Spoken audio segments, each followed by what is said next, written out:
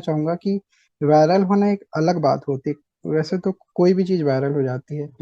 एक होता है ना कि आप अपने जीवन में कुछ ऐसा काम करते हो, गूगल पे कोई भी पेंटिंग उठा लो, बट हर एक गूगल इमेज में लिखा होता है, केवल उसके बारे में बात करना पसंद करते हैं लोग।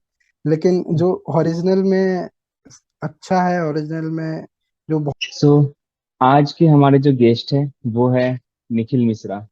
निखिल मिश्रा ये ऐसा नाम है जो कि आज से 1 वर्ष पहले काफी चर्चों में रहा है, खासकर डिजिटल आर्ट और राम जी की एक ऐसा दृश्य जो कि इन्होंने अपने ओर से दिखाया, जो कि शायद अभी तक किसी ने नहीं देखा था। तो आज हमारे संवाद भारत के जिद जिंदगी की, जिसपे कि हम लोग ऐसे ही इंस्पायरिंग थॉट्स, इंस्पायरिंग स्टोरीज लेके आते हैं, जिससे कि लोगों को एक इंस्पिरेशन मिले, लोग एक दूसरे को जान पाए कि हमारे देश में ऐसे शख्स हैं जो कि बाकियों से कुछ अलग कर रहे हैं, कुछ खास कर रहे हैं, जिससे कि हम कुछ सीख सकते हैं। तो निखिल मिश्रा सर, सबसे पहले आपका स्वागत करता हूँ हमारे शो जिद कहानी जिंदगी पे। नमस्कार सर।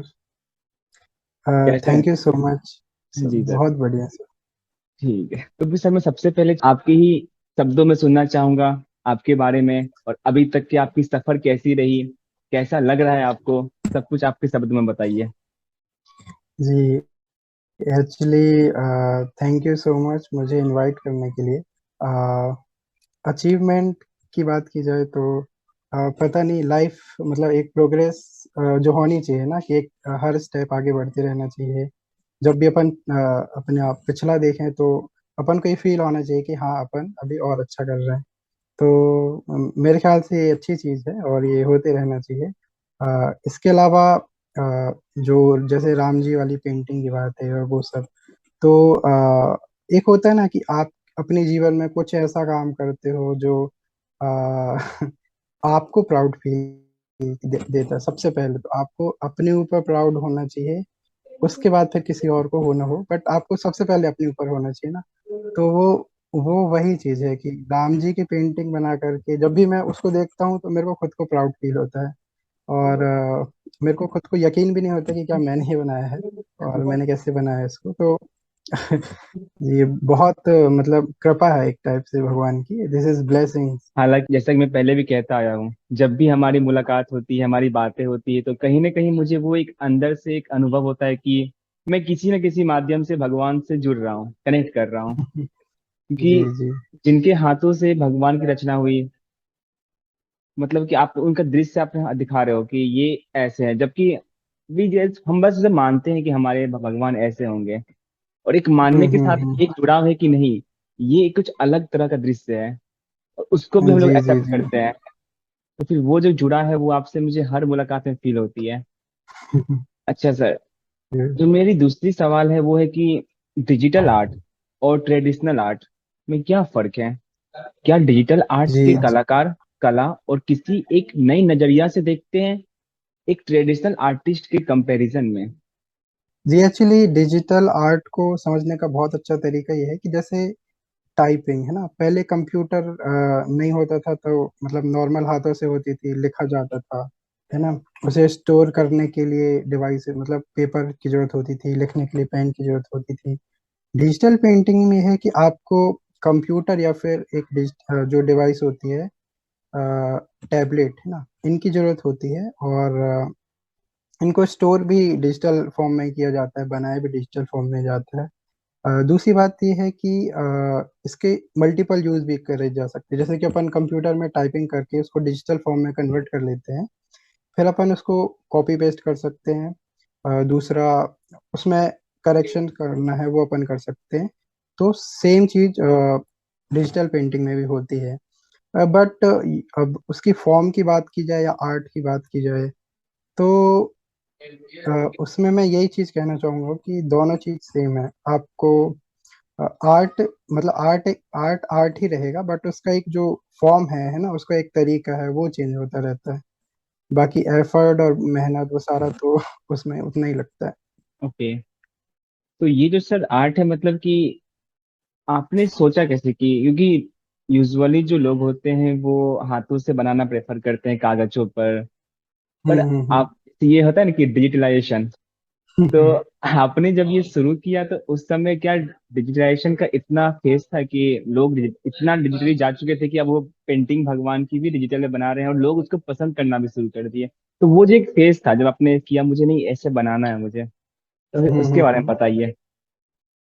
जी, एक्चुअली स्टार्टिंग में ऐसा था कि मैं जब भी अपना मोबाइल मतलब मिलता था कभी भी किसी का, तो हम्म। मैं देखा करता था उसमें पेंटिंग्स। तो कुछ मतलब जो पेंटिंग मेरे को पसंद आती थी, जो भी इंटरनेट में होती थी, तो उनके लास्ट में लिखा होता था डिजिटल पेंटिंग। और हाँ। मैं बहुत क्यूरियस था कि यार मेरे को भी सीखना है ऐसा, मेरे को भी ऐसा बनाना है। अ, तो वैसे फिर धीरे धीरे बहुत सारी डिग्री डिप्लोमा किया अपन ने।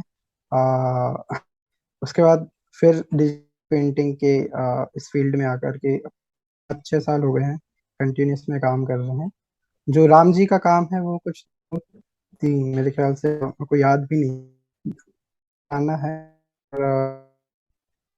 और, मैं भजन सुन रहा था श्री राम जी का, और मैं सुनते सुनते कुछ मतलब मैं बनाया, और वो कुछ 20 मिनट का काम था, 20 मिनट में वो राम जी तैयार हो गए। जब मैंने मतलब वो पूरे रेडी हो गए तो मैं देखा, तो मेरे को लगा, मतलब मेरे पास खुद शब्द नहीं थे बोलने के लिए कि कैसे बने क्या बने, मैं खुद ही नहीं बता सकता हूँ। आ, बस इतनी सी स्टोरी है इनकी।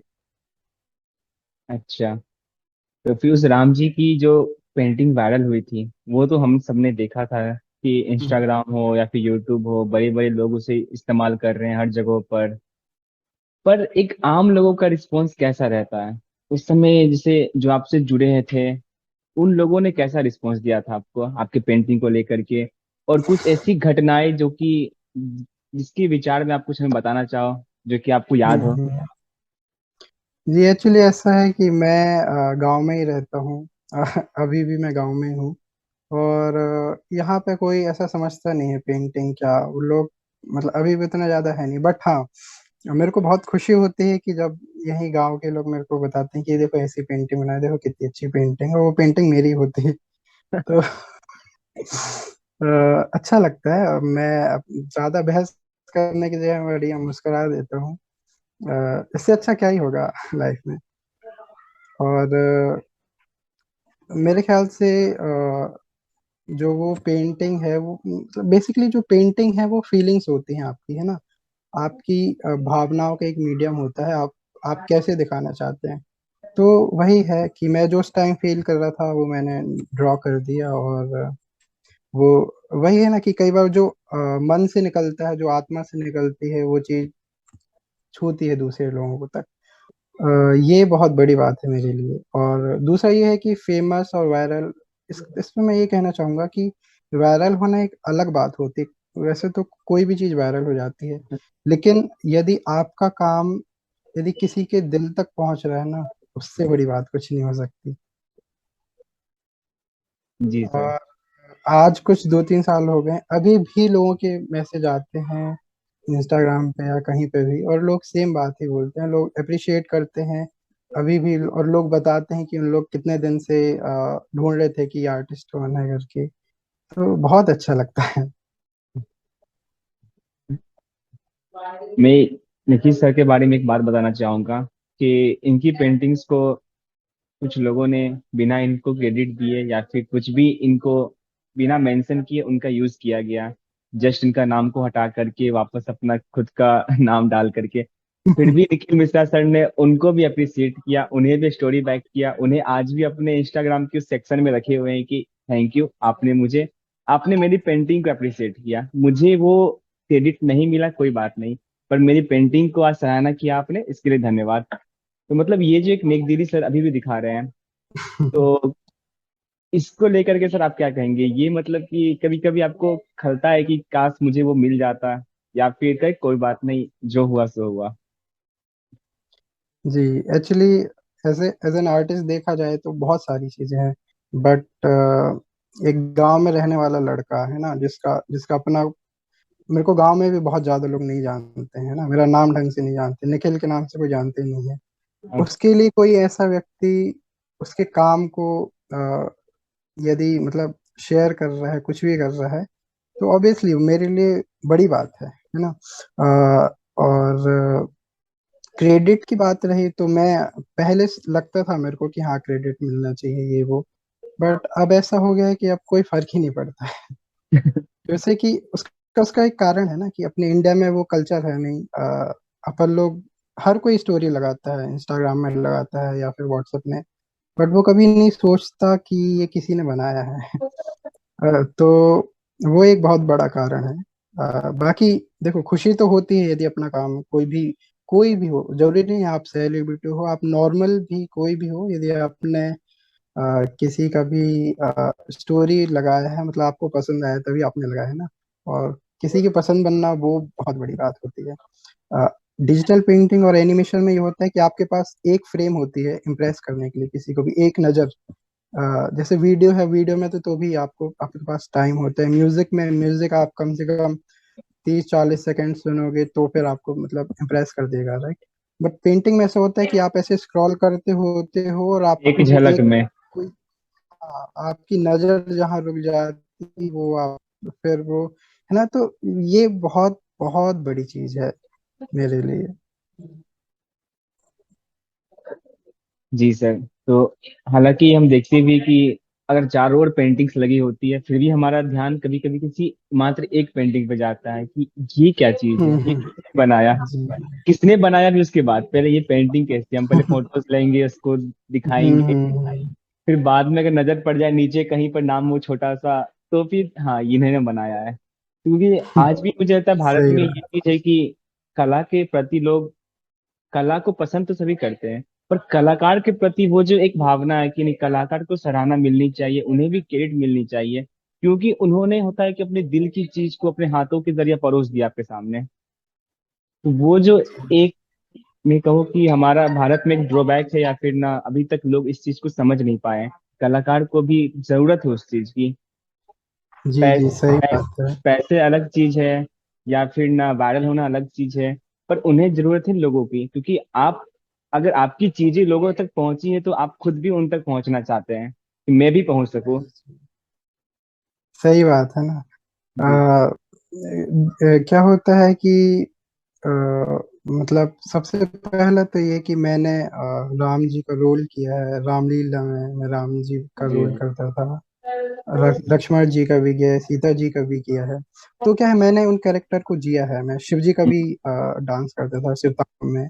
तो मेरे को क्या है कि मैंने जो कैरेक्टर्स हैं या फिर जो अपने भगवान हैं उनका रोल करना, मतलब उनको जीना है ना, उनको महसूस करना। तो मैं बहुत जल्दी कनेक्ट कर पाता हूँ इनसे, है ना। और यदि यदि वो, मेरे ख्याल से वही फीलिंग्स हैं जो मेरे ख्याल से मेरी पेंटिंग्स में उतरती हैं। तो मेरे लिए तो सबसे पहले बहुत सौभाग्य की बात है कि कोई भी दुनिया का कोई भी व्यक्ति यदि मेरे बनाए हुए चित्र को, मेरी बनाई हुई कला को पसंद करता है, वो मेरी एक वो मेरे लिए सफलता है ना। और रही बात क्रेडिट की, तो क्रेडिट ऐसा है कि क्रेडिट क्रेडिट सेकेंडरी चीज है। पहला तो ये है कि काम पसंद आना चाहिए। हाँ हम्म। क्रेडिट का ये होता है कि जैसे से लोग पेंटिंग खरीदना होता है, या फिर वो कुछ नहीं तो आर्टिस्ट को जाकर के फॉलो करना चाहते हैं, या फिर उसके बारे में और जानना चाहते हैं, वैसी और पेंटिंग देखना चाहते हैं।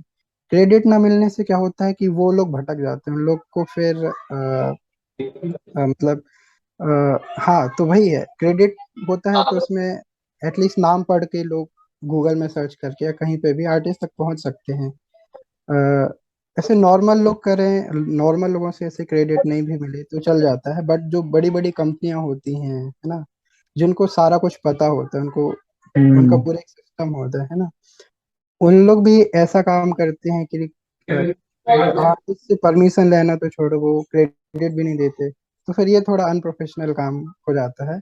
बट हम्म। उनके लिए भी अभी भी ये मतलब ऐसा मस्ट नहीं है, उन लोग को पता है कि गूगल पे कोई भी पेंटिंग उठा लो, बट हर एक गूगल इमेज में लिखा होता है कि this image is is subject to subject to copyright. Copyright.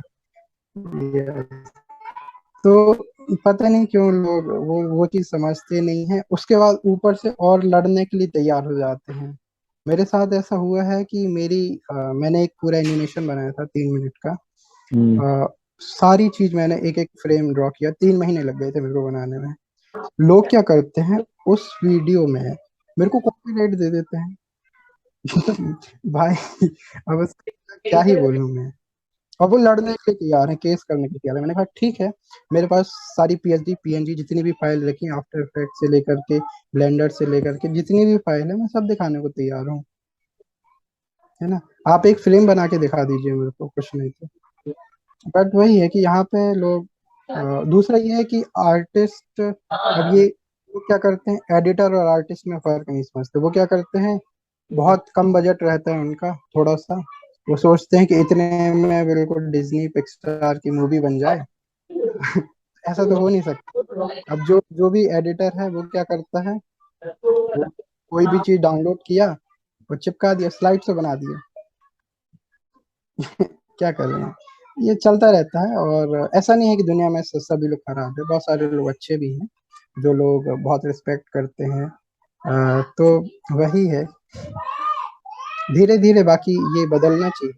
जैसे पहले सिंगरों को उतना क्रेडिट नहीं दिया जाता था, कि पहले बहुत, मतलब जो देखिए क्रेडिट और ये सब क्या है, स्टार्टिंग में बहुत इंपॉर्टेंट होता है, क्योंकि कि आपके पास कोई होता नहीं है आपको सुनने वाला, आपको आपको जानने वाला, है ना। तो क्रेडिट के माध्यम से लोग की पहचान बढ़ती है, लोगों के पास ऑडियंस रहती है।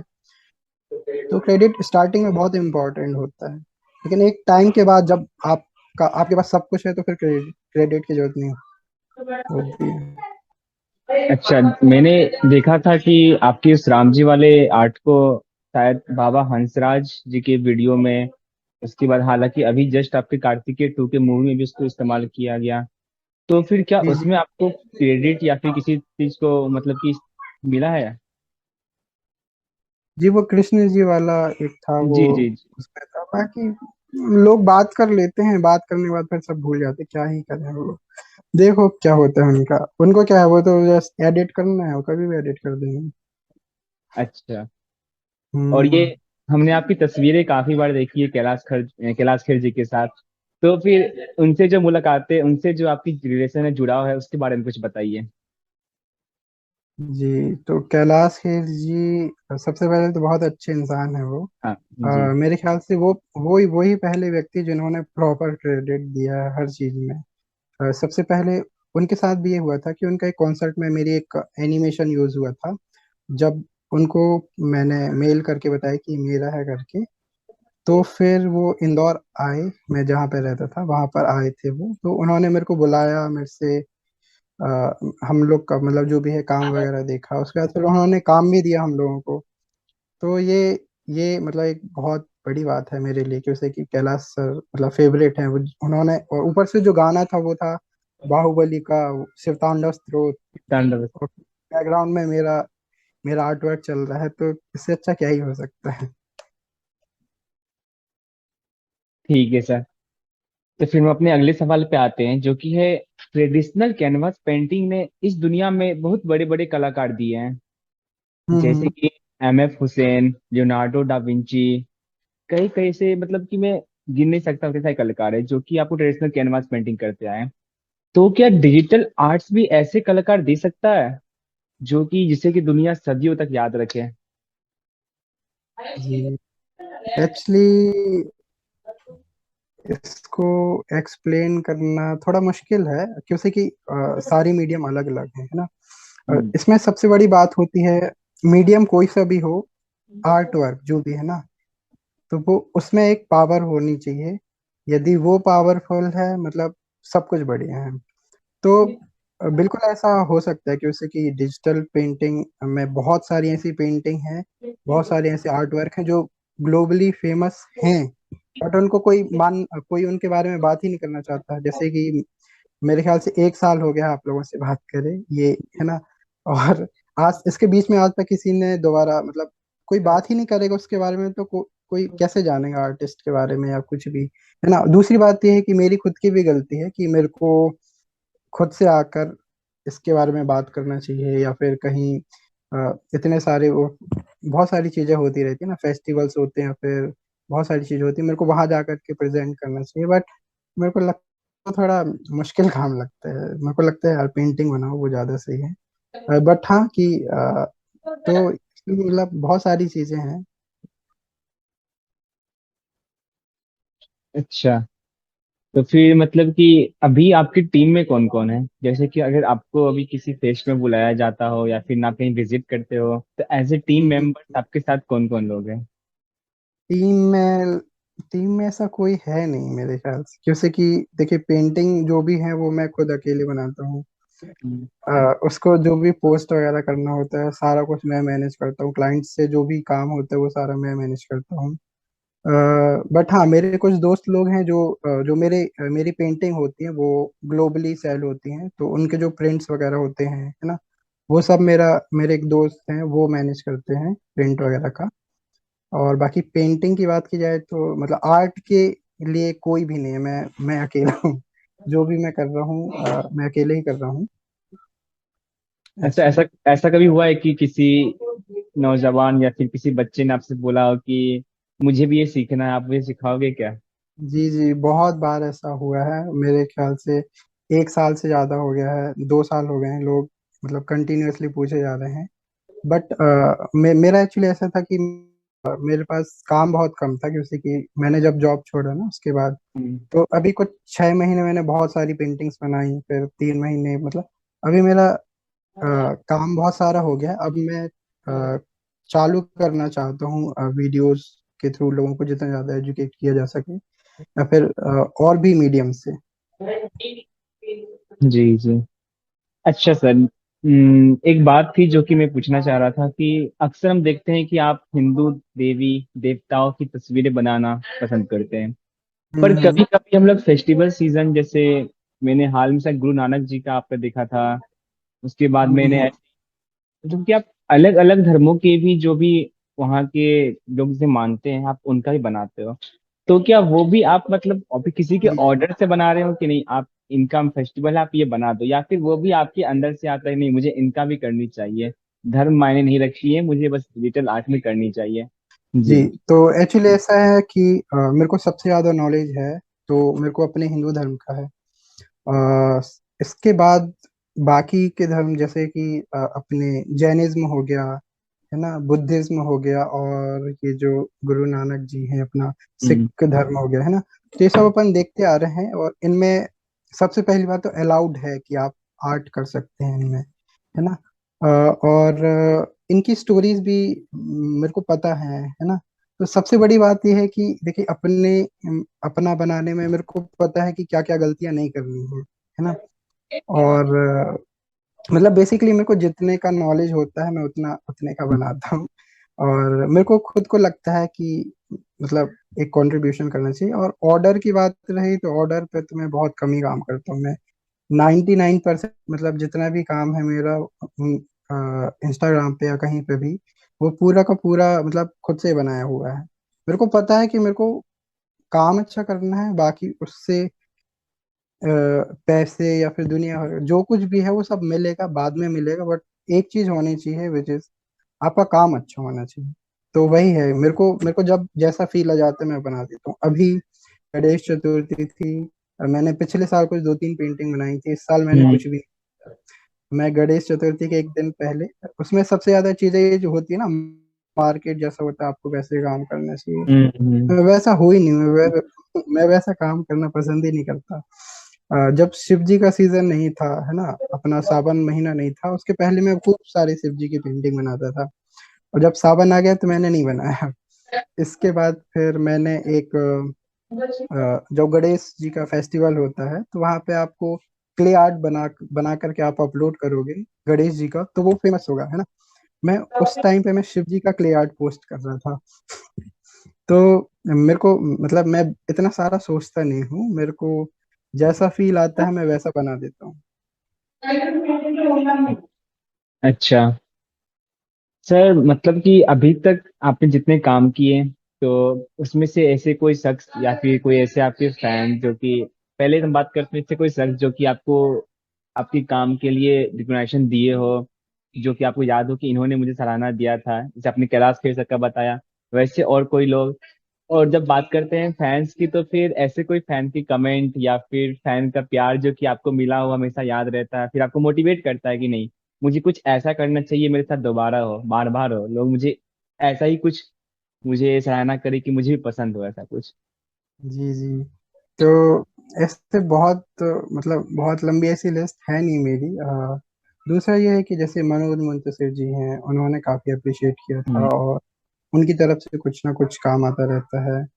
और फैन वगैरह की बात की जाए तो एक तो मतलब मेरे लिए बहुत बड़ी बात है कि यदि कोई मेरे को ये मैसेज करके बोल रहा है कि आपके काम पे मेरे को गर्व है, ये बहुत होता है। और ये और मेरे को मतलब बेसिकली देखिए, एक चीज होती है मोटिवेशन, बहुत जरूरी है वो।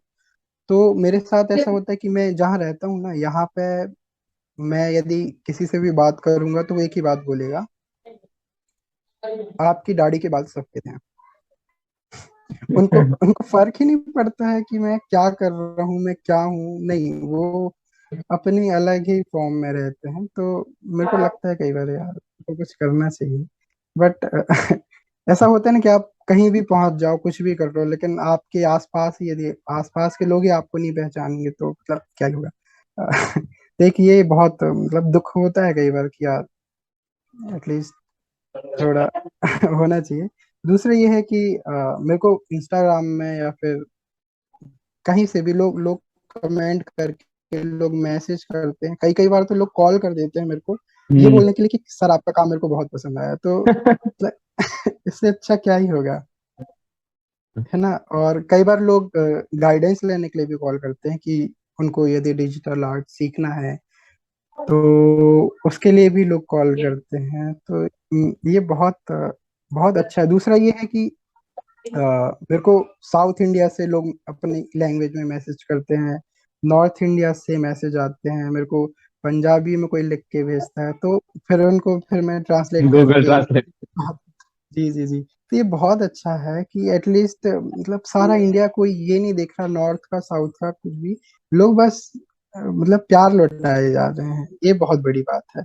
बाहर से भी मतलब विदेश, मेरे बहुत सारे ऑर्डर फॉरेन से भी रहते हैं, तो उन लोग भी अप्रिशिएट करते हैं। तो मतलब बहुत अच्छा लगता है मेरे को कि आर्ट, लाइक मैं भले गांव में रह रहा हूँ लेकिन जो मेरा आर्ट है वो एक पर्टिकुलर एरिया तक सीमित ग्लोबल आर्ट, नहीं है, वो ग्लोबल आर्ट पूरी बन चुका है। दुनिया में है, पूरी दुनिया। जी जी। जी। अच्छा सर, एक बात थी, जैसे कि जब हम किसी काम को शुरू करते हैं तो हमें पता नहीं होता है कि, जैसे कुछ को तो ये पता ही नहीं होता मैं क्या कर रहा हूँ। जैसे मैं अपनी बात हम्म करूँ कि जब मैंने अपनी जर्नी स्टार्ट की तो मुझे पता ही नहीं था कि मैं जिस फील्ड में काम कर रहा हूँ इसका एक अलग से इंडिविजुअल नाम है जिसको एंटरप्रेन्योर कहते हैं।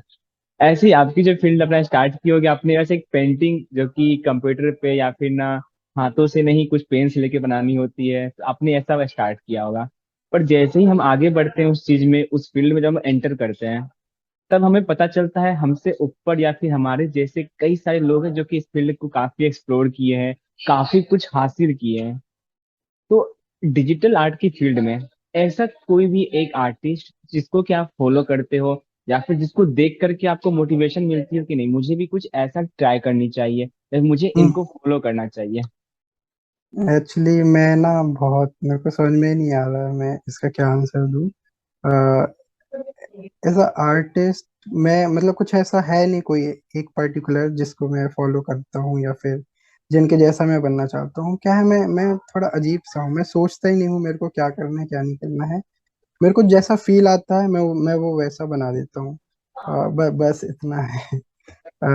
और आर्ट फील्ड में बहुत बहुत अच्छे अच्छे आर्टिस्ट हैं, बहुत अंडररेटेड आर्टिस्ट हैं जिनको जिनके काम बहुत फेमस हैं, बट उनको उनका उनके हक का ना क्रेडिट मिलता है ना अप्रिसिएशन मिलता है। तो मैं, यदि मेरे को कभी भी माइक मिलेगा तो मैं उनके उनके लिए जरूर बोलना चाहूंगा कि ऐसे बहुत सारे इंडिया में बहुत अच्छे अच्छे टैलेंट है, बहुत अच्छे अच्छे आर्टिस्ट हैं जिनको आ, लोगों लोगों की जरूरत है, लोगों के प्यार की जरूरत है, उनके अप्रिसिएशन की जरूरत है।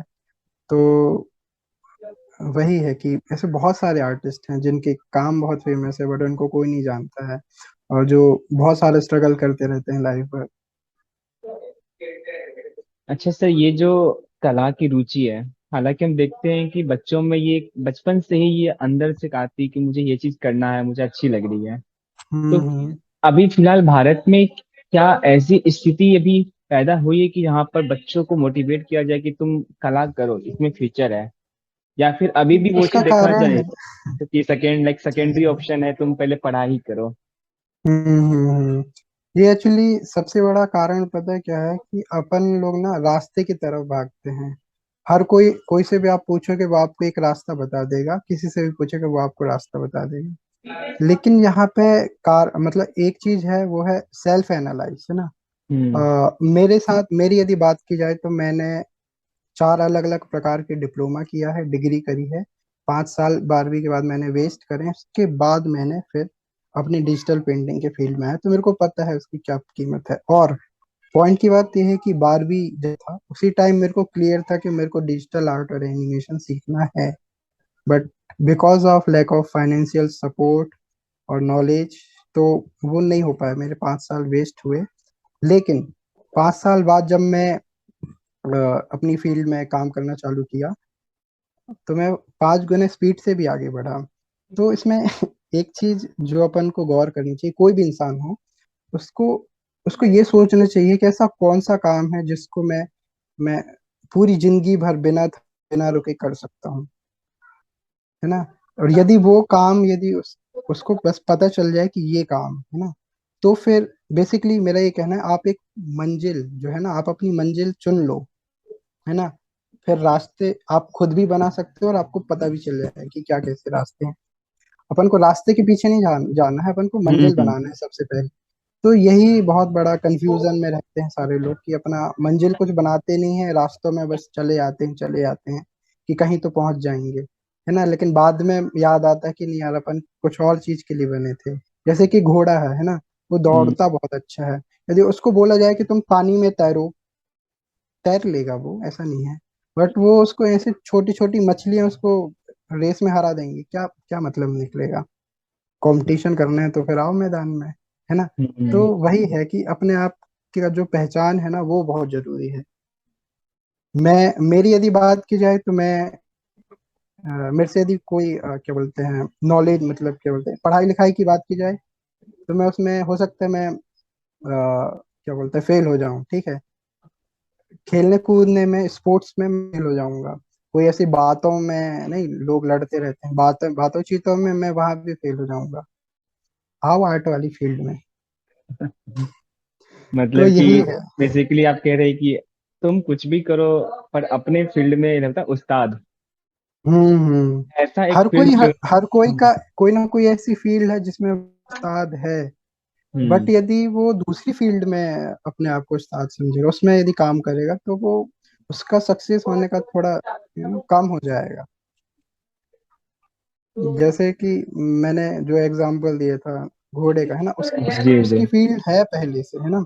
हाँ, अब यहाँ पे आपके ऊपर है कि आप अपनी फील्ड में भी हो, आपका मन भी लग रहा है। अभी हम्म। आपके ऊपर है कि आप अपनी मेहनत से कितने आगे तक जा सकते हो। जी। आजकल एक चीज तो काफी सुनते हैं हम कि फेल्योर से डरो मत। लेकिन एक चीज और हम सुनते हैं कि जल्दी जल्दी फेल होते चलो। आपने सुना होगा कि अगर आप फेल्योर जी। हो भी रहे हो बट जल्दी जल्दी फेल होते चलो, कि आपको पता चले कि मैं क्या हम्म। गलतियां कर रहा हूँ और सीखते चलो उस चीज से। तो एज एन आर्टिस्ट, आपकी लाइफ में कोई ऐसा फेज जहाँ पे आपने सोचा कि यहाँ पर मेरा फेल्योर है, बट मुझे इससे ओवरकम करके ये गलतियां कि मैंने अब अगला स्टेप में ये नहीं करनी है, फिर वापस से फिर थोड़ा सा फेल, फिर क्योंकि आपकी किसी भी सक्सेस डायरेक्टली किसी को नहीं मिलता है, जैसे हम सब जानते हैं। हम्म। इसके नीचे काफी सारे ऐसे फेजेस होते हैं जो कि लोग देखते ही नहीं है। सक्सेस सब देख रहे हैं बट उसकी जो बाकी फेजेस सभी दिखते नहीं है। वो हमें खुद पता होता है कि हमने किस फेजों का सामना किया। तो उस फेज के बारे में बताइए कि क्या फेल्योर्स रही, कैसे सक्सेस मिला आपको? जी। फेलियर ऐसे सक्सेस की बात की जाए तो मैं अभी भी नहीं बोलूंगा कि मैं बहुत सक्सेसफुल आर्टिस्ट हूँ।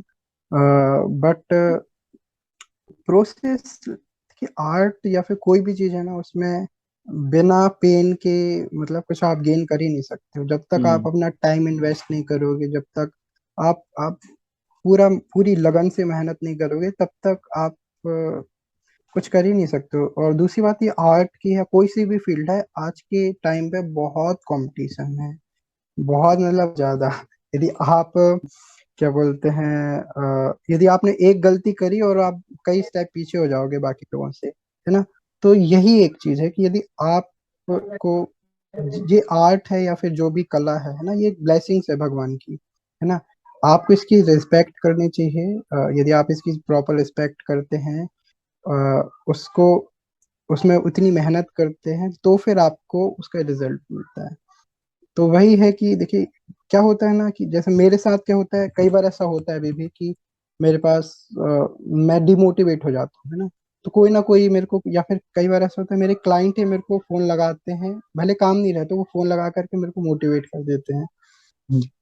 या फिर कोई मेरा मतलब कोई फॉलोअर मेरे को फोन लगा करके बता देता है कि सर आपका काम इतना अच्छा है, ऐसा ऐसा। तो वही है कि कभी मोटिवेट नहीं होना, डिमोटिवेट नहीं होना चाहिए। भगवान कहीं ना कहीं किसी के माध्यम से आपको गाइड करता रहता है, बस उसको एनालाइज करने की जरूरत है। और मेहनत तो ऐसा है कि वो आपको करनी ही होगी।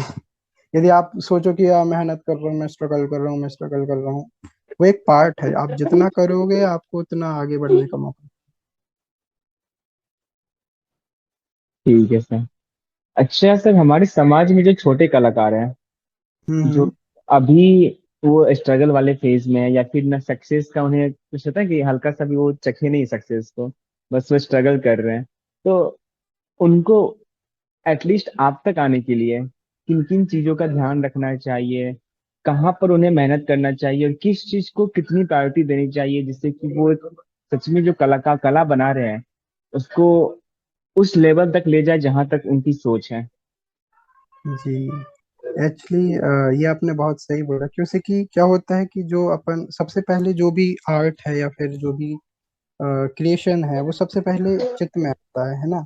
चित्त से फिर वो चित्र बनता है। हम्म। और वो बनने की प्रोसेस है, वो वही चीज है जो मतलब सारा कुछ है ना।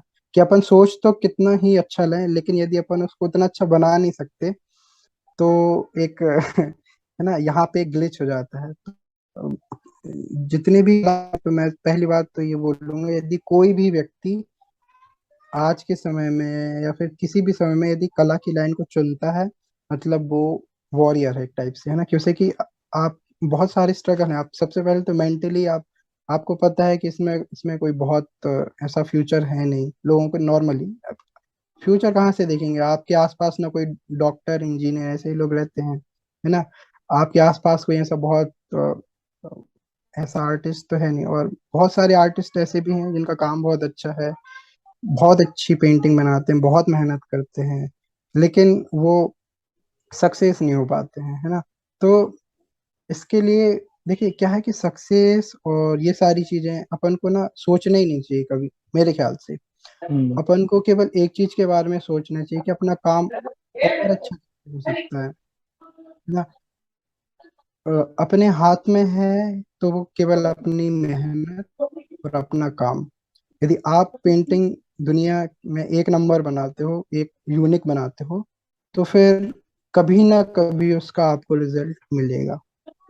तो मेरा बस बस एक ही सजेशन है किसी के भी लिए, कि कभी भी ये मत सोचो कि मैं सक्सेस कैसे हूँ, बस ये सोचो कि मैं अपनी फील्ड में बेस्ट कैसे हूँ।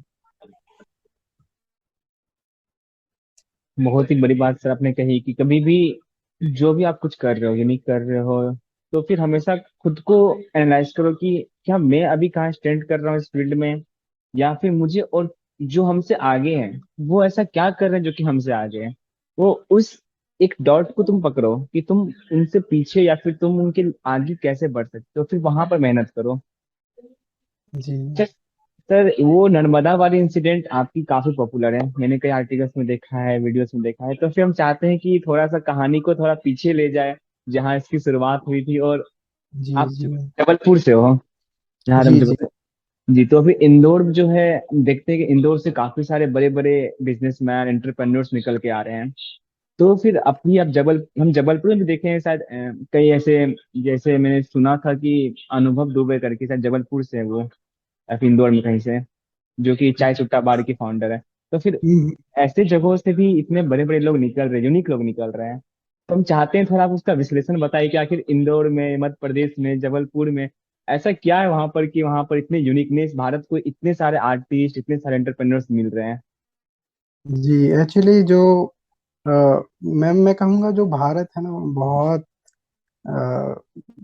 बहुत सारी संभावनाएं, बहुत सारे कलाकार, बहुत अच्छे अच्छे विचार, सब कुछ है यहाँ पे। बस ये है आपका नजरिया। आप हम्म। यदि क्या बोलते हैं, इसमें सबसे बड़ी बात है कि आप उनके बारे में बात ही नहीं करना चाहते। ऐसे बहुत सारे आर्टिस्ट हैं जो वर्ल्ड वाइड बहुत अच्छा कर रहे हैं, है ना। उन लोग को बाहर से उनको प्रोजेक्ट मिल रहे हैं, बाहर से काम कर रहे हैं, बहुत अच्छा सब कर रहे हैं, लेकिन क्या है कि लोग ना उनके बारे में बात ही नहीं करते। ये एक बड़ा वो है, जो सोशल मीडिया में ज्यादा जिसके फॉलोअर है केवल उसके बारे में बात करना पसंद करते हैं लोग। लेकिन जो ओरिजिनल में अच्छा है, ओरिजिनल में जो बहुत ज्यादा डिजर्व करता है, वो उसके बारे में लोग इसलिए बात नहीं करते क्योंकि उसके फॉलोअर नहीं है। एक एक बहुत बड़ी सच्चाई है अभी के बारे में। दूसरा, मेरे को गर्व होगा कि यदि मैं अपनी जन्मभूमि मातृभूमि के लिए कुछ भी कर पाऊँ, है ना। तो एक एक होता है ना गांव में नाम रोशन करने वाला। हम्म। तो यदि मैं वो बन पाता हूँ तो वो मेरे लिए बहुत खुशी की बात होगी। दूसरा ये है कि मैं ये समझता हूँ कि बहुत सारे ऐसे आर्टिस्ट हैं, बहुत सारे ऐसे लोग हैं जो एक सही अ, प्रोत्साहन डिजर्व करते हैं, एक सही गाइडेंस डिजर्व करते हैं सही समय पर, है ना। यदि उनको वो मिल पाएगी तो ऐसे लोगों की लाइन लगी होगी। जी सर। और सर वो नर्मदा इंसिडेंट के बारे में कुछ बताइए मुझे। जी जी मैं खुद काफी जागरूक हूँ उस चीज को पूरी अच्छी तरह से जानने में कि आखिर वो जी कैसे हुआ, आपने कैसे उस चीज को किया, क्योंकि जहां तक हमें पता है कि आप समाज की सेवा के से लेकर के सामाजिक बदलाव तक में आप काफी काम कर चुके हैं। तो फिर वो चीज जी जी जानना जरूरी है कि एक आर्टिस्ट बस एक कला नहीं होता है, उस कला के पीछे एक बहुत बड़ा राज होता है, बहुत बड़ा उसके पीछे एक सोच होता है। मुझे वो जानना है। जी एक्चुअली क्या होता है ना कि मैं जिस एरिया में रहता हूँ, तो यहाँ पे क्या पानी की बहुत कमी है ना। और हमारे यहाँ से 50 किलोमीटर दूर कुछ, है ना, हम्म। नर्मदा जी नर्मदा नदी बहती है। और नर्मदा नदी मध्य प्रदेश की जीवन रेखा है। हम्म। उनको हम सब लोग नर्मदा माँ कह के पुकारते हैं, उनकी पूजा की जाती है, उनको बहुत माना जाता है। बहुत पवित्र नदियों में से एक है, शास्त्रों में भी बहुत वर्णन है। तो हमारे लिए नर्मदा नदी मतलब माता से, पूरे मध्य प्रदेश वासियों के लिए। तो एज एन आर्टिस्ट मेरे आर्ट का मतलब ये होता है कि आप किसी भी चीज पर लोगों को आकर्षित कर सकते हैं ना। आर्ट के फॉर्म में आप किसी को किसी पर्टिकुलर चीज में आकर्षित कर सकते हैं। तो मेरा ऐसा था कि क्यों ना मैं, जो नर्मदा जी हैं उनकी पेंटिंग जो है वो बहुत पुरानी हो चुकी है, और तो मेरा ये था क्यों ना मैं उनको डिजिटल फॉर्म में लेकर के आऊँ, क्यों ना मैं डिजिटल पेंटिंग बनाऊं। और उस टाइम, ये बात मतलब बहुत पुरानी है, कुछ 2018 या फिर उससे भी पहले की। हम्म। मेरे को भैया का लैपटॉप पता चला कि वो अभी फ्री है कुछ दिन के लिए। तो मैं हम्म। उनसे मंगा करके ले आया, और कंप्यूटर में जो माउस होता है ना, तो माउस माउस के साथ मैंने एक पेंटिंग बनाई नर्मदा जी की। और कुछ एक हफ्ते लग गए थे। माउस से ड्रॉ करना बहुत मुश्किल बहुत होता है। मुश्किल है। फिर अभी मैं भले बहुत अच्छे, मैं अभी अच्छे से कर पाऊँ, बट उस टाइम मेरे को आर्ट आता भी नहीं था, है ना। मैंने कुछ सीखा भी नहीं था। तो उस टाइम मैंने एक पेंटिंग बना करके इंटरनेट में जो भी वेबसाइट थी मेरे को पता थी, मैंने वहां पे डाला। और बाद में मेरे को पता चलता है कि वो जो डिजिटल पेंटिंग मैंने बनाई थी वो पहली डिजिटल पेंटिंग है। और पहली बार मेरे को जो यहाँ का सिटी भास्कर ऐसा एक वो होता है, वहां पे मेरे को एक आर्टिकल लिखा गया, वहां पे सारा कुछ बताया गया, तो एक बहुत बड़ा मूवमेंट था। और दूसरी बात यह है कि इसके साथ साथ जो जो मेरा होम टाउन है, यहाँ पे भी दो नदियां निकली हैं, हिरन नदी और पलियट नदी। मैंने हम्म। उनका भी चित्र, जो पेंटिंग होती है वो पूरा रिसर्च करके खूब सारा वो मैंने कंप्लीट किया। और उससे क्या हुआ कि वो जो उद्गम स्थल है, मीन्स ओरिजिन पॉइंट जो होता है, वहां पे मैंने उनका वो खूब बड़ा एक पोस्टर लगाया। उसमें क्या होता है, जब भी लोग मंदिर जाते हैं या फिर वहां जाते हैं तो वो देख करके हाँ समझते हैं कि ये यहाँ से उद्गम है या कुछ भी है। हम्म। तो क्या हुआ है कि अब लोग उनके बारे में ऐसी ग्राम कुछ सभा होती है ना, वो मीटिंग बुला हम्म। करके करने लगे हैं। बात करते हैं कि इसको कैसे और अच्छा किया जाए, यहाँ पे और साफ सफाई कैसे की जाए। तो तब मैंने महसूस किया कि आर्ट में कितनी पावर है,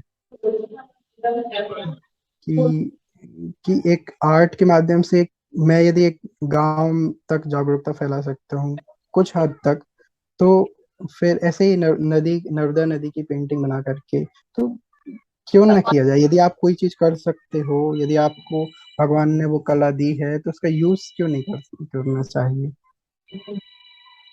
जी सर। तो मेरा बस ये है कि जो भगवान ने मेरे को दिए है, मैं बस उन्हीं के चरणों में वो चीज समर्पित कर रहा हूँ।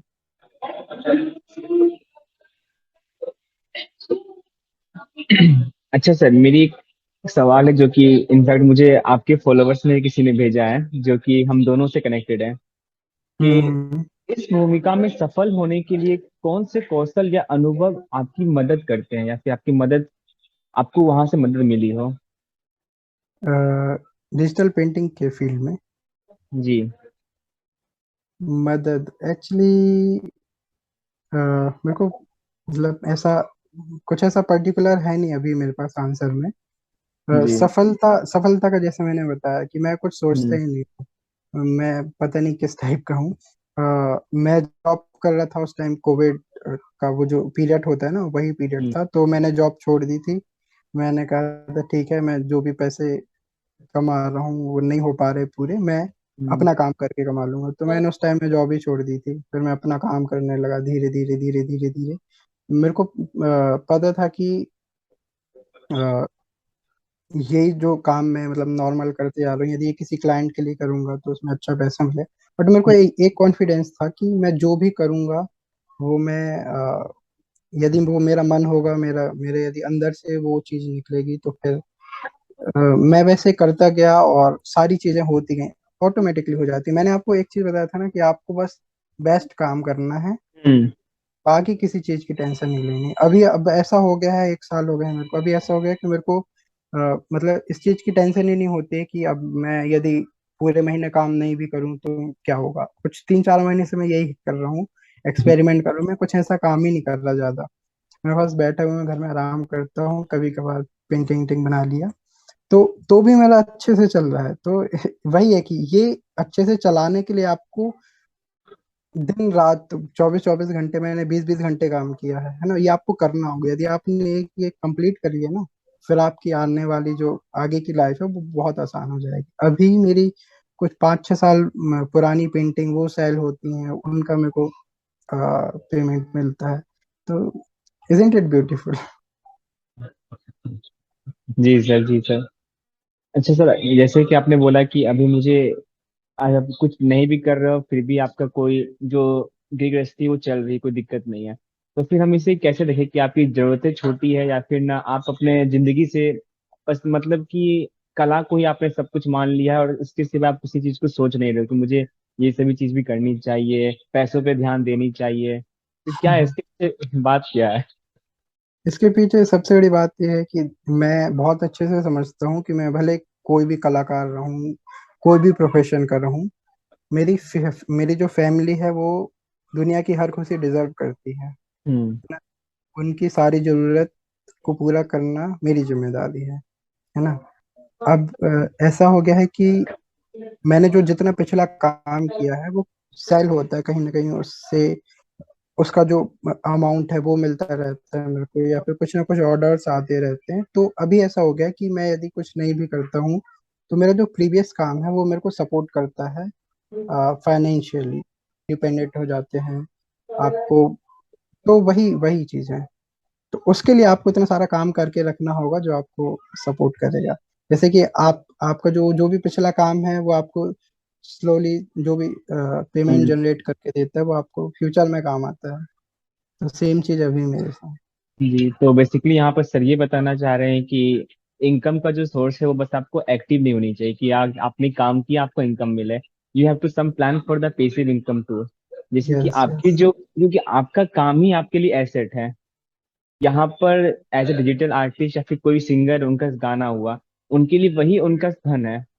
अगर उस कभी ना कभी हर मोड़ पे जिंदगी वो आपको सपोर्ट करेगा, अगर आपने उस गाने पे अपना 100% दिया है, उस आर्ट पे अपने आप 100% दिया है। वो कहीं ना कहीं आपको जब भी एक फाइनेंशियल हो गया या फिर ग्रोथ आपको कहीं यहाँ पे रुक गया, या फिर कल को अगर काम नहीं मिल पा रहे, तो वो आपको किसी न किसी प्रकार से आपको मदद करेगी, आपकी वही काम। जी जी। जी सर। अच्छा, एक सवाल था सर, कि आने वाले समय में क्या किसी कंटेस्ट या फिर किसी भी कहीं पर भी कुछ पार्टिसिपेशन आप करने का सोच रहे हो, या फिर आपने अभी तक कहीं किया हो, या फिर भारत के बाहर भी नेशनल इंटरनेशनल कुछ भी, तो ऐसा कुछ आपके दिमाग में चल रहा है कि मुझे यहाँ पर पार्टिसिपेट करनी चाहिए, यहाँ पर मुझे एक बार ट्राई हम्म। करनी चाहिए? एक्चुअली मैं ना अपने आप को वैसा मानता हूँ कि मैं कभी प्लान करता नहीं हूँ कुछ भी, कभी मैं ज्यादा प्लान नहीं, मैं ध्यान ही नहीं देता। यदि मेरे को भी हैदराबाद जाना था कुछ टाइम पहले, या फिर कहीं जाना था, तो मैं बस अपना जो भी एक एक घंटे में पैकिंग किया चले गया। तो मैं जो भी मैं करता हूँ ना, मैं वो अब मूड के हिसाब से करता हूँ, मैं बहुत ज्यादा ऐसा सोचता हूँ नहीं। रही बात आर्ट कंपटीशन की, तो मैंने एक बार अपनी लाइफ में एक ही बार पार्टिसिपेट किया था, बहुत साल पहले जब मैं कॉलेज पढ़ता था, कुछ 2016 या फिर 15-16 की बात होगी, है ना। तो मैं कॉलेज का जो आर्ट कंपटीशन था, मैं वहाँ पे पार्टिसिपेट किया। मैं कॉलेज की तरफ से सिलेक्ट हुआ था, उसके बाद फिर मैं जो भी मेन कंपटीशन था मैं वहाँ गया था। वहाँ पे मेरा थर्ड नंबर भी नहीं लगा था।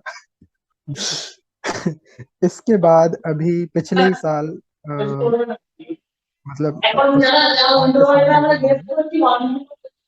होंगे।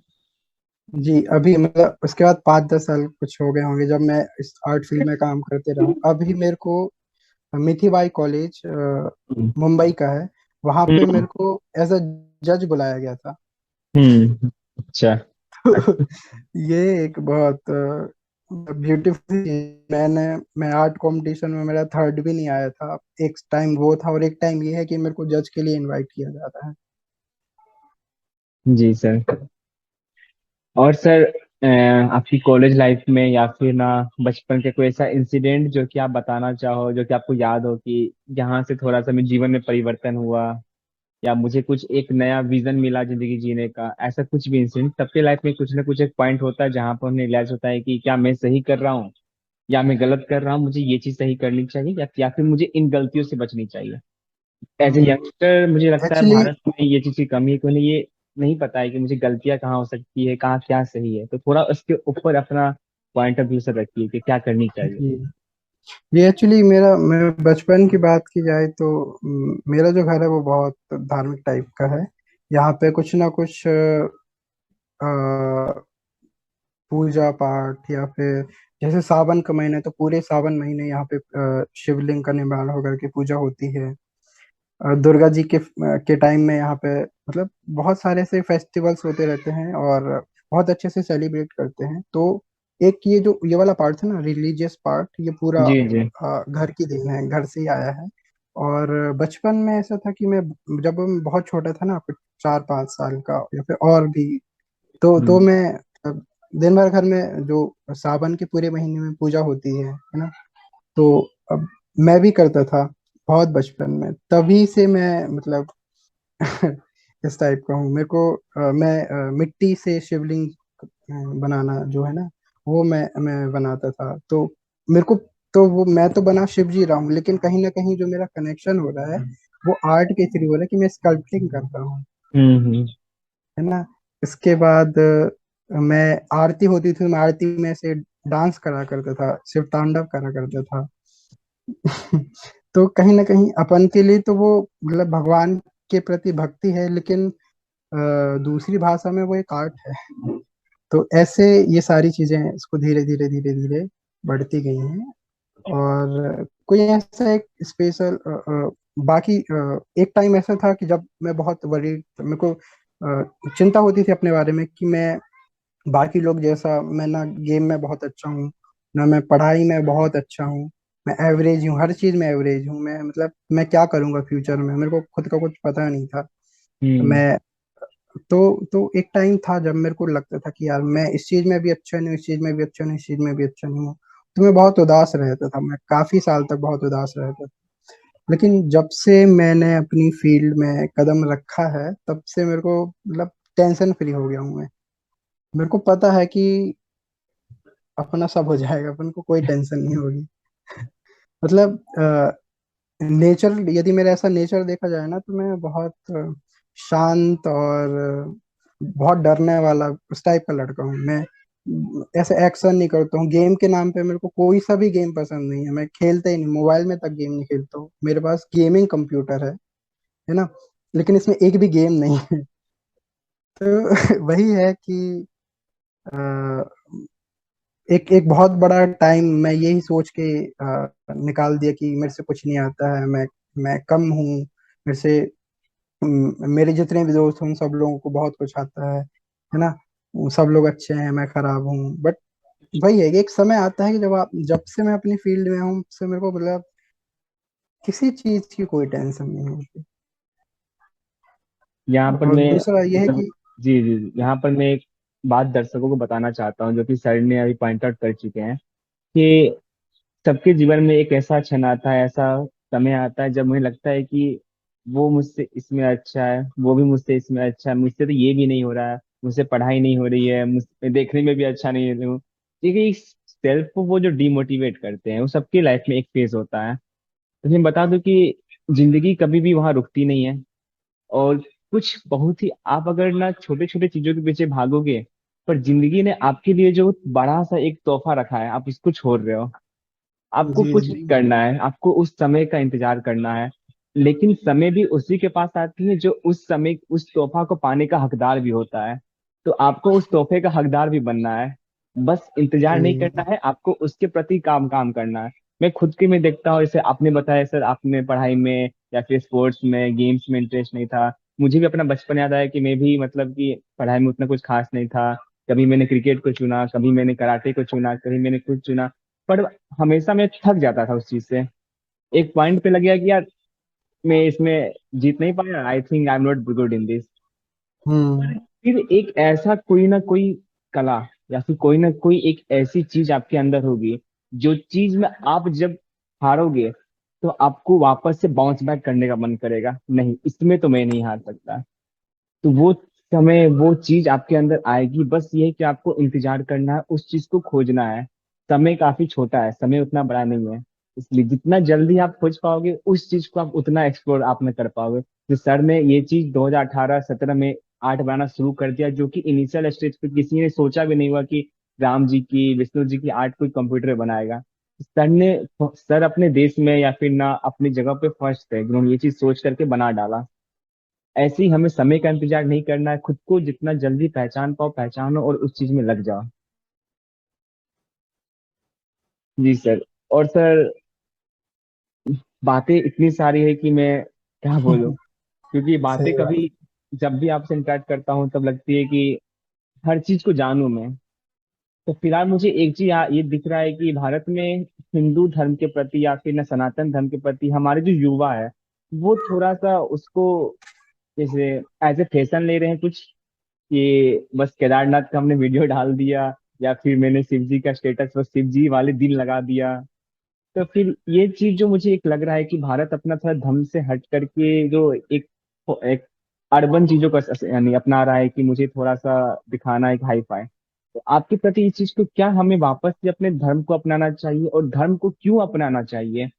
क्या उसमें मॉडर्निटी धर्म, हमारे धर्म में भी है? तो फिर इसके बारे में कुछ बातें कीजिए। जी, एक्चुअली सबसे बड़ा पॉइंट ये होता है कि सब्जेक्ट है ना, हर हम्म। सब्जेक्ट की अपनी एक ब्यूटी होती है। हर सब्जेक्ट में अपनी बहुत सारी चीजें होती हैं जिनकी नॉलेज के बिना आप उसको समझ ही नहीं सकते हो। सबसे बड़ी बात तो जो जैसे कोई सा भी धर्म है ना, तो उसमें उसके जो ग्रंथ होते हैं, है ना, हम्म। वो बहुत कुछ एक्सप्लेन करते हैं।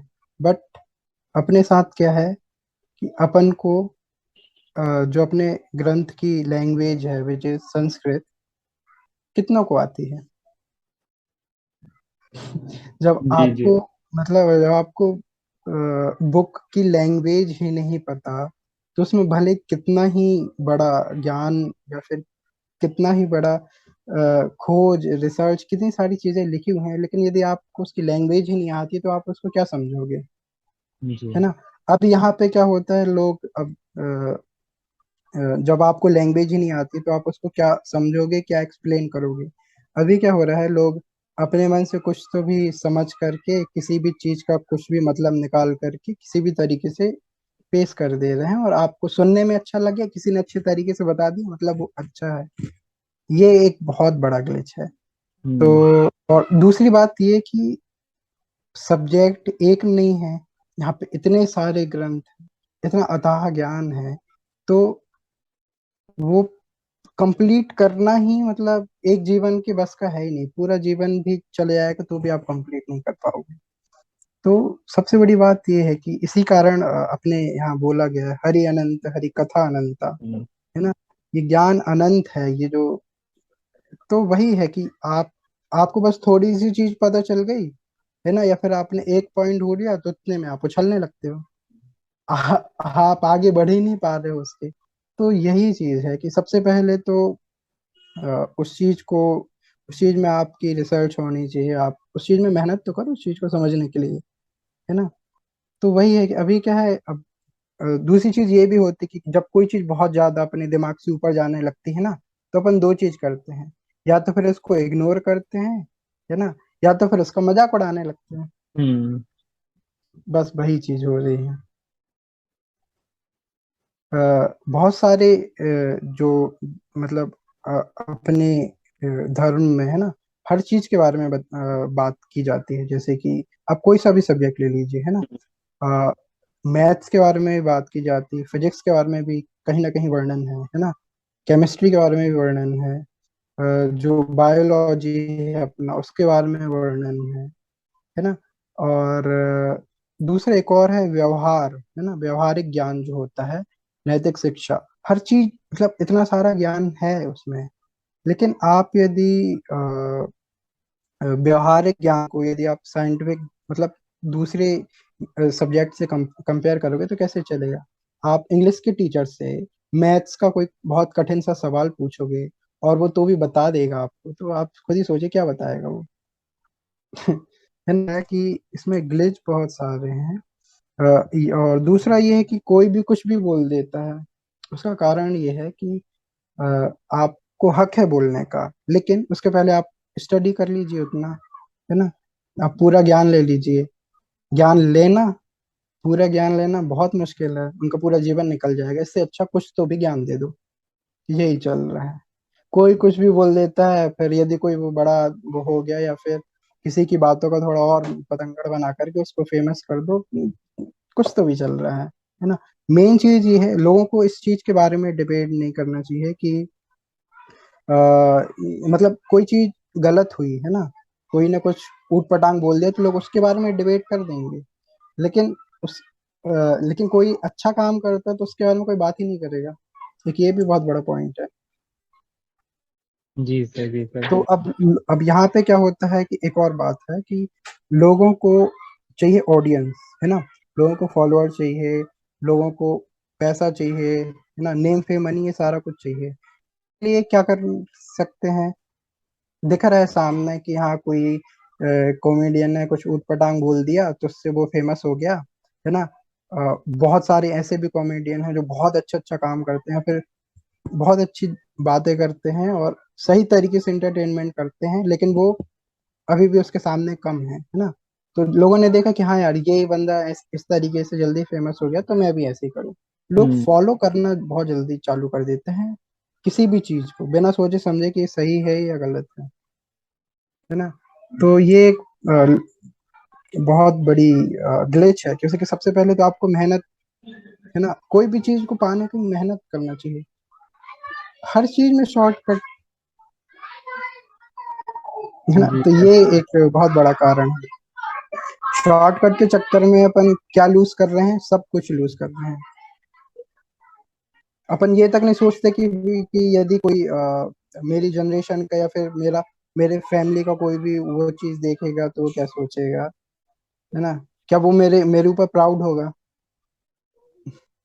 ये बहुत बड़ी बात है। जी सर, जी सर। यहाँ पर तो मतलब हमने धर्म से ऊपर बात की है, बट यहाँ पर आपने एक काफी बड़ी मुद्दा उठाई कि हम लोग शॉर्टकट के पीछे भाग रहे हैं। आज हम लोग इंस्टाग्राम खोले या फिर यूट्यूब खोले तो पूरी दुनिया को, जैसे हम कल तक जो चीज को 30 मिनट्स में देखना पसंद करते थे, किताबों को पढ़ना पसंद करते थे, आज के हम सोचते हैं कि वो 15 सेकंड में हो जाए, वो 30 सेकंड में हो जाए, हमें उस किताब का पूरा ज्ञान हमें उस 30 सेकंड में मिल जाए। तो ये जो एक शॉर्टकट है, तो इनफैक्ट वो कहते हैं ना, little knowledge is dangerous thing, वो और डेंजर कर देता है आपको। अगर आप सही गीता को बात। अगर आप गीता के श्लोकों को आप एक वीडियो के माध्यम से, पीछे में कुछ चल रहा है, आप वहां 2 लाइन पढ़ लिए और आपने कहा कि नहीं, मैंने वो श्लोक पढ़ा था गीता में, वो गीता नहीं है। गीता के हर श्लोक का सार बहुत बड़ा है। आपने वो सही सुना बात। था, वो भी आपको किसने सुनाया ये आपको नहीं पता, आपने बस ऐसे सुना। तो दिखावटी दुनिया में हम जी रहे हैं आज के समय में, जो चीज हम देख रहे हैं उसे अपना रहे हैं, जिससे कि हमारा खुद का जो शास्त्र है, हमारा खुद का जो ज्ञान है, वो कहीं ना कहीं विलुप्त हो रहा है आज के समय में। हम उससे दूर जाते जा रहे हैं। और भारत तभी आगे बढ़ेगा जब वो बस मॉडर्न की ओर नहीं जाएगा, वो अपने कल्चर, अपने जो चीज हम, हमारे जो पूर्वज हमें सिखा के गए हैं, अगर हम उस चीज को लेके आगे बढ़े तभी हम आगे बढ़ेंगे। हम उन्हें छोड़ के आगे बढ़ने का अगर कोशिश करेंगे, प्रयत्न करेंगे, तो हम और पीछे आएंगे हम उनसे भी। ये चीज को समझना बहुत जरूरी है हमारे भारत में। जी जी। सर काफी मतलब क्या बोलूं, इतने सारे ज्ञान की बातें आपने बताई, इतने सारे रियलिटी आपने, रियल जो जीवन का सच्चे होता है, एक कलाकार के व्यू से, एक आम नागरिक के व्यू से, एक स्ट्रगलर के व्यू से, हमने काफी कुछ आपके जरिए जाना है, समझा उस चीजों को। और आप बताइए सर, मतलब कि कैसा आपको अभी फील हो रहा है, लाइक इतनी सारी बातें हुई, कुछ इसका सार, कुछ समरी आप बताना चाहो तो आप बताओ प्लीज। जी। अ, सबसे पहले तो मेरे को बहुत अच्छा लगा कि आपने एटलीस्ट इतना सारा टाइम दिया, बातें करी, क्योंकि कि देखिए, ये बहुत बड़ी चीज है मेरे लिए, क्योंकि कि सबसे पहली बात कि मेरे को इतना कॉन्फिडेंस होता ही नहीं है कि मैं वीडियोस में आकर के कोई भी चीज मतलब एक्सप्लेन कर पाऊँ या फिर बात कर पाऊँ। कैमरा हम्म। फेसिंग का जो एक फियर होता है ना, वो अभी भी कैमरा फियर बहुत ज्यादा है मेरे में। तो अभी इतनी सारी बात करके अभी भी मेरे को नहीं लग रहा है कि मैं कैमरे में बात कर रहा हूँ। मतलब आपने बहुत अच्छा कोऑर्डिनेशन किया है। और दूसरा ये है कि मैं तो बस बाकी लोगों को बस एक ही चीज बोलना चाहूंगा कि आपको पता होता है कि आप कहाँ गलत हो और आप कहाँ सही हो, बस आप उसको एक्सेप्ट कर लो। हम्म। है ना, क्योंकि कि आपको आपको खुद को पता है कि आप अपनी लाइफ में यहाँ यहाँ आलस कर रहे हो, यहाँ यहाँ आप कमी कर रहे हो, बस आपको सुधारना है, तो आपको कुछ पता है। लेकिन मोटिवेशन खुद बनना पड़ेगा। मेरे मेरे साथ क्या होता है कि मैं खुद ही अपनी तारीफ कर लेता हूँ जब मेरे को कोई चीज अच्छी लग जाती है तो। और एट द सेम टाइम मैं अपनी बुराई भी कर लेता हूँ यदि मेरे को कहीं भी कमी लगती है तो। जी सर, यहाँ पर सर ने बहुत बड़ी बात कही कि हर इंसान को खुद पता होता है कि वो कहाँ गलतियां कर रही है, कहाँ पर वो चीज रह गया है जो कि आपको आपके सफलता से पीछे खींच रहा है। फिर भी हम एक अलग स्रोत खोजते हैं कि किसी और से मोटिवेशन ले ले, किसी और चीजों को खोज ले, या फिर मेरे जैसे कोई और होंगे, मैं उनसे सुन लूं कि उन्होंने ऐसे कैसे किया। तो फिर हम जो मोटिवेशन का स्रोत जो आज बाहर खोज रहे हैं, वो हमारे ही अंदर है, हमारे गलतियों में है। या फिर जो आपको एक सक्सेस का, आपको दूसरे का देखना है, वो सक्सेस आपके अंदर ही है। हर इंसान के जीवन में कोई ना कोई पल होगा जहां पर वो फील किया कि मैंने ये चीज हासिल किया क्योंकि मैंने ऐसा किया था। तो खुद के अंदर झांको, खुद को एनालाइज करो, और खुद में ही जो एक आउटकम है वो निकालने का प्रयत्न करो। और हमारे सो जिद कहानी जिंदगी की, यहाँ पर ऐसी ही कुछ कहानियां आती रहती है, जहाँ पर जिद होता है कुछ कर कर, कुछ दिखाने की, कुछ करने की, जो कि समाज में एक नई सोच को पैदा करता है, जो समाज में एक नई प्रयास को लाता है कि आप भी ऐसा कर सकते हो, अपने जीवन में इसको आजमाओ, इसमें जीवन में इसको डालो, या फिर खुद से कुछ ना कुछ एनालाइज करो खुद में कि मैं क्या कर सकता हूँ। तो ऐसी कुछ जिद की कहानियों के साथ आज हमारे साथ है निखिल मिश्रा सर, जो कि निखिल मिश्रा क्रिएशन नाम से काफी फेमस है। आप इन्हें इंस्टाग्राम पे, गूगल पे, या फिर कई सारी जहाँ पे आर्टिस्ट का जो भी प्लेटफॉर्म है, आप वहाँ देख सकते हो इन्हें। तो बहुत ही बहुत धन्यवाद सर हमारे प्लेटफॉर्म पे आने के लिए। काफी अच्छी बातचीत रही, काफी कुछ सीखने को मिला। बहुत बहुत धन्यवाद sir. Thank you sir. Thank you so much.